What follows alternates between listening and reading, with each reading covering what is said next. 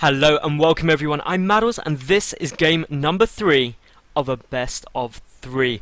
Game 1 and 2 have been fairly intense.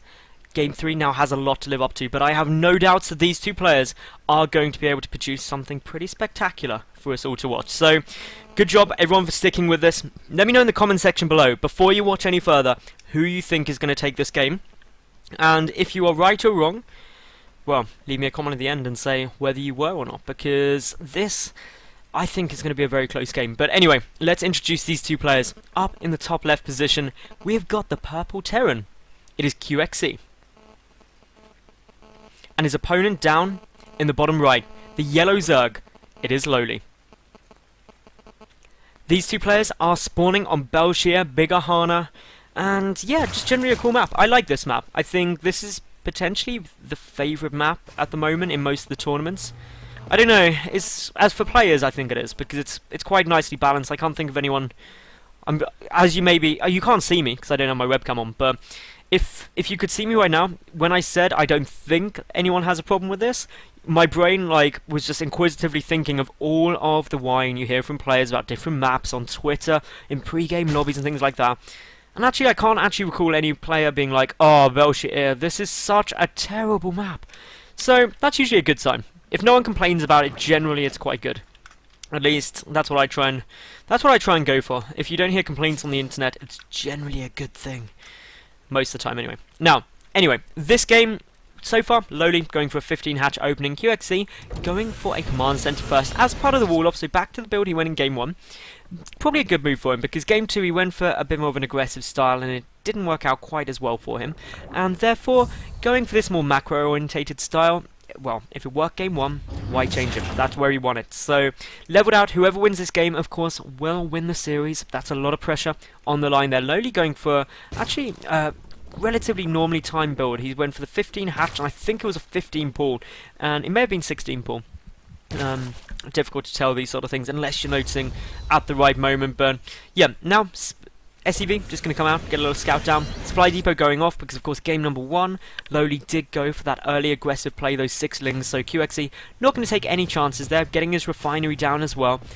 These two, for the moment, just going for a very normal build, nothing to be too worried about. LoWeLy just rallying down some drones ready as soon as this hatchery finishes, starts up his second queen as soon as it finishes too, so everything going very much to plan. And this means that for the next couple of minutes, we shouldn't get anything too crazy occurring. 4 Zerglings are on their way out, just making sure that any pressure that will be coming in can be dealt with, because for the time being at least, there hasn't been any scout out. These Overlords actually going in a relatively interesting scouting pattern, going up the sides to make sure there's no proxies. And that actually is quite an interesting thing to do, because QXC of course can be a very aggressive player, so it's probably a smart move by LoWeLy, and ultimately, if he spots any proxies, he needs to scout those out. What he doesn't need to scout out desperately is if there is a command center, because if there is, guess what? He's already got his expansion up, he can go about his build as he generally would. If there's proxies up, then that's when he needs to adjust his place. So I quite like the Overlord sending, just to check for those, any kind of proxy barracks or anything like that. So smart move there by the Zerg player. These Zerglings are going to try and put on a little bit of pressure, will be able to dart straight past that bunker. Now heading up into the main, but luckily that supply depot goes up in time.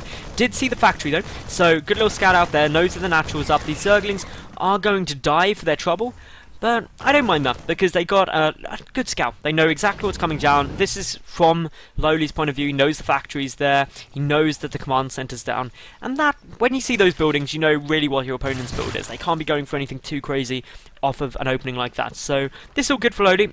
Big thing to look for is when he tries to secure a third, because if he tries to secure it up quickly, it means he's going very economically focused. If he instead goes up for a lair at around 6:30, 7 minutes-ish, that means he's going to try and tech first, hold off, and expect some aggression.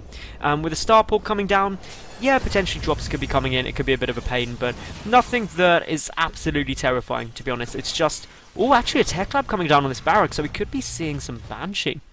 Something which really hasn't been massively in the metagame since back in Wings of Liberty, where, of course, Reactor Hellions into Banshee was the opening that every Terran player did against Zerg. It was so common, maybe actually going to pick up favour again if the Cloak Banshee changes do come through, because if Cloak is reduced in cost, maybe it will occur, but here we go, the Banshee is now in production, no Cloak as of yet, something to definitely keep an eye on, because that makes a real big difference. But LoWeLy, he's got 10 Roaches in production, that's easily going to be able to hold off these Hellions, and since there's 10 of them, well, that's going to be some counter pressure coming in as well. You wouldn't get 10 out, you get, say, maybe 4 or 6 if you wanted to hold off some Hellions, because that's all you need. At the same time though, Cloak has now got started up, we've got still more Roaches just popping out, now 10 there, no more on the way. LoWeLy instead just switching back into droning, getting up his 3rd and 4th gas as well as his lair, but these Hellions are about to discover, wow, that is a lot of Roaches, but the Banshee will be able to deal with that as long as this wall isn't breached. The big thing is you don't take too many losses, and actually QXE managing to sneak through these Hellions. 3 managed to make their way forward. The Queens, they're going to be able to take out the second one. Well, there's Queen up in the main. If he focuses down that really damaged Hellion, that would be ideal, but he's not going to do that yet, and that means the Hellions are going to come in, start roasting down a couple of drones. The drone's taking quite a bit of fire now, but not too much. It's not devastating yet. At the same time, the Roaches are now pushing in. The bunker is going to try and get repaired. Will the SCVs be able to repair it in time? No is the answer. Not enough surface area. The first Banshee is down. Where is it sitting? It's being pulled back to try and deal with these Roaches. The next bunker is going to get sniped off before it is able to finish, and the Roaches now putting on quite a bit of pain. The Hellions not able to do that much. I hear Widow Mines burrowing. That means that these Roaches could take some damage. SCVs are getting sniped off. More bunkers trying to complete. There is a single Marauder there. The forward bunker is now done. The Marauder is going to jump into it, but these SCVs have to be so careful because they could get sniped out the bunker. Trying to get focused, but it's not going to be able to go down. That means the Roaches will be best used picking off as many SCVs as possible, especially when they are sitting there up against 2 Banshee, which will deal some good damage to them very quickly. But already, LoWeLy, he is able to do so much damage. He's killing an awful number of SCVs, 16 already dead. And while the Roaches will get cleaned up now, the worker count is now sitting at 52 drones to 34 SCVs. The 2 Banshees have also been scouted, which means Spore Crawlers instantly go down at both the main and natural base for LoWeLy. He's got the additional Queens there. He's really just sitting quite comfortably. 3 Evolution Chambers plus this Spore Crawler and Queens means that the Hellions can't get in. Widow Mines can be a little bit of a pain still though, especially if they get just kind of at all the exits to the base. Clearly not going to be able to go in the mineral line because of the detection from the Spore Crawlers, but that doesn't stop them being a right nuisance, and that is really what Widow Mines are. If no one has ever played Zerg against Widow Mines, you do not appreciate how frustrating they are. They're just, they make my blood boil. They're that frustrating. I'd actually prefer to be cannon rushed than have to face Widow Mines, just in terms of how irritating they are, because they never kill you on their own, but they can definitely make you wish you were dead. So, 3rd and 4th gas now coming down for QXE. He's also currently about to start up the double engineering base. So upgrades, a little bit delayed. He's not rushing those out. LoWeLy trying to get his 3rd down. And Widow Mine is on its way forward. Will be able to get in a good spot. The Queen's pushing forward. Going to try and be like, no, Banshee, you're not doing anything. There is the Overseer there too. That's a good spot. Now up to 6 Queens, actually. So, I like this mass heavy Queen style. It's very good. I like it against Terran purely because it's able to deal with these Banshees nicely. Of course, back in Wings of Liberty, when this kind of Banshee opening was really popular, it was when the Spanishiwa style of going for like tons of Queens and Spines was really popular too, and just droning like a madman. And this is sort of reminiscent of that. Just getting out a lot of drones, getting out a lot of Queens. You can deal with anything that's going to be thrown at you. The main has to be a little bit careful though. Only a single Queen and a single Spore there.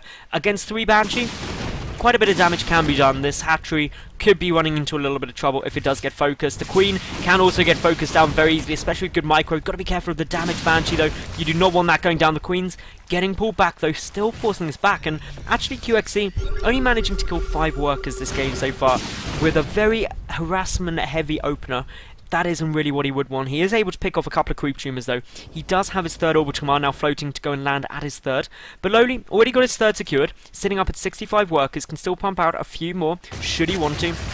And he definitely will want to get up to about that kind of 70-80 mark. But now Banshee's still trying to clean out more creep tumors. A couple of infestors getting some nice little funk growths off there. This is exactly the same style we saw from LoWeLy in game number 1, except with the Roaches coming out early on, doing a lot of damage. So things looking quite good. The supply advantage just there for LoWeLy at the moment. And he's going to be able to see that this 3rd base is coming down. He's got an Overlord there. He's got a couple of Zerglings, a few SCVs transferring across. They could get picked off very easily, especially when the Marines Marines and Marauders are a little way behind, so they are somehow managing to stay alive. That is pretty much a miracle. A little bit of creep spread is going down here. It's going to delay the third momentarily. The fourth already getting started up. Here's the Hive, here's the Spire, but a drop is also on its way down. The Queen is going to get taken out. The spawning pool getting focused. A lot of Zerglings are getting pulled back, though. This should get cleaned up very effectively now, because there's just too many Zerglings there, and they've got 1-1 upgrades done, whereas no upgrades as of yet for QXE. His 1-1 is about to finish up. He's getting his armory ready to start 2-2 immediately, but things for LoWeLy actually looking pretty good. He's getting more spores down pretty much everywhere. Clearly not a fan of getting dropped. His spores just coat everything, and yeah, with the Spire, with Hive coming down, that means that he's going to be able to get up to Broodlords. Now, with Infestors, with the 2-2 upgrades just kicking in now, he can start 3-3 straight away. The Broodlords, though, game 1, remember he went for that Greater Spire, but he just didn't really have the money to get that down. But that was because he couldn't get a 4th secured too fast. But this game, he is going to be able to secure this 4th. This drop getting cleaned up, the medevac being forced to pull back. There's a single Banshee there, but with the Infestors, with many Queen on the field, probably not going to be able to do too much. Needs to make sure that this does stay up. Meanwhile, a double drop coming in towards the main. Lots of Spore Crawlers, though. Lots of Queens up here. This is not going to be too successful. The medevacs get taken out. Transfuses need to keep going down, though. That is absolutely essential that transfuses go, and they're not at the moment because the attention is down here. The hatchery was sniped off there by QXE, and this drop in the main base is going to start getting some drones. This is exactly what QXE needs to do to get himself in a good spot. He is now in a really good defensive position. A fungal growth doesn't quite catch all of the Marines, but gets a good number of them. The 4th base going down, though, that is really what QXE wanted to achieve, because now he's on equal bases as the Zerg, and actually, if you've lost that 4th, you're not going to have tons of money. The Spire as well, was that scouted? That is something that really is important. Where is that Spire sitting? If I try and find it. Okay, there is a Spire somewhere now. Whether I can see it or not. There we go, natural base. So, has this been spotted? No. No idea that that's down, but there is an idea that the Hive is there. So that kind of deductive reasoning can say, well, you're either going Ultras or for Broodlords, and considering you've got so many Infestors down, it could still be either, but game 1 you went for those Broodlords, so probably going to be a similar thing. QXE starting to move forward. Of course, this is in game 1 where he started putting on a lot of pressure at around the same mark. Waiting for the 2-2 upgrades, though, wouldn't necessarily be a bad thing, but likewise, QXE, he doesn't know that his opponent is going for these Broodlords. He doesn't know the Corruptors are coming out. He doesn't know that Adrenal Glands is on the way for these Speedlings, but the Speedlings are once more being so effective this game, really just trying to pick off any stray units around the map, just dealing as much damage as they can. 2-2 upgrades about to kick in for QXE. They're still, well, okay, they're a good 40 seconds away still, but that shouldn't take too long actually in reality. As long as he just waits for this push for the 2-2, when it's so close, it'd be a good move. The Broodlords, though, can start morphing shortly. 5 seconds until that Greater Spire is done, but QXE is moving forward before then. That means that LoWeLy is going to have to engage this, but a good clump of Marines there nearly got hit by a fungal growth, but it wasn't able to quite get the connection. At the same time, we've got Speedlings running in towards the natural and 3rd base. Are they going to be able to pick off many reinforcements? No, because there's a good number of Marines there at the same time. The 4th base for LoWeLy is suddenly under siege from these Marines, and this is what LoWeLy does not want. He wants this 4th hatch-up. He needs this 4th hatch-up. The Corruptors are going to put an end to that medevac, but the 4th does go down, doesn't get cancelled either, which is even more frustrating for the Zerg player. 3-3 upgrades coming down for both sides. Burrow also on its way. But the Corruptors are still Corruptors and not Broodlords. The first Broodlords need to be morphing in fairly soon, because otherwise these tanks are just going to annihilate everything. So, waiting for those. Good fungal growth start hitting. The Infestor's going to try and chain fungal this for as long as possible. Need to be careful of the siege tanks getting some good damage down. A few infested Terrans thrown their way too, but Marines on their way up. There is not many reinforcing units here. Only 14 Zerglings and 2 Banelings. That is not enough to stop this. 32 more Zerglings are in production, but can they get here in time? QXE slowly tightening his grip, slowly moving forward. He does have those 2-2 upgrades, about to get +1 vehicle weapons as well, but his units are all getting very low on health. The medevac count, though, a lot higher than in the first game. But also the Broodlord count is going to be a lot higher compared to the first game. 7 Broodlords morphing in. More Speedlings coming in for a little bit of counter pressure. Nothing really defending the 3rd other than 2 Marines in this bunker. And that could lead to a bit of fun, but there is the supply depot wall off, which will have to be taken down first. This is just going to alert QXE, so he can come back to try and defend that. Running some Speedlings straight into the meat grinder, though. Knows where his opponent's moving, but again, not ideal. The 4th and 5th base once more coming down, but with Speedlings running in towards this 5th, that is going to be forced to cancel the Planetary Fortress upgrade and will be forced to lift up. This is buying more time, but QXE, he doesn't need time particularly. He's just going to start pushing forward. LoWeLy is the one who needs all the time to get more Infestors out, to get more Broodlords out. He's got to be careful with these Infestors. The Broodlords starting to edge forward, going to try and deal some more damage. Marine's coming to try and clean this out, but of course Adrenal Glands is done. 3-3 nearly done for these Zerglings as well, and once that kicks in, actually they're going to trade very nicely against smaller groups of Marines. Even already they're trading relatively nicely with Medevac support, but now the Broodlord's starting to move forward. A Fungal Growth would be brilliant here, but wasn't able to try and get that many Marines. More Zerglings also pushing in towards the main, picking off reinforcements just as we saw in the first game. Now the Broodlord's going to start raining down pain to these tanks. A good number of them getting taken down. Even the final tank now getting sniped off. And that is a brilliant win for LoWeLy, who does have a very equal supply to that of his opponent. But this fourth base has got to get secured because the fourth is already up. A drop in the main base will get hit by a massive chain fungal. And that means the majority of these Marines should now get taken down. At the same time, Corruptors on their way back.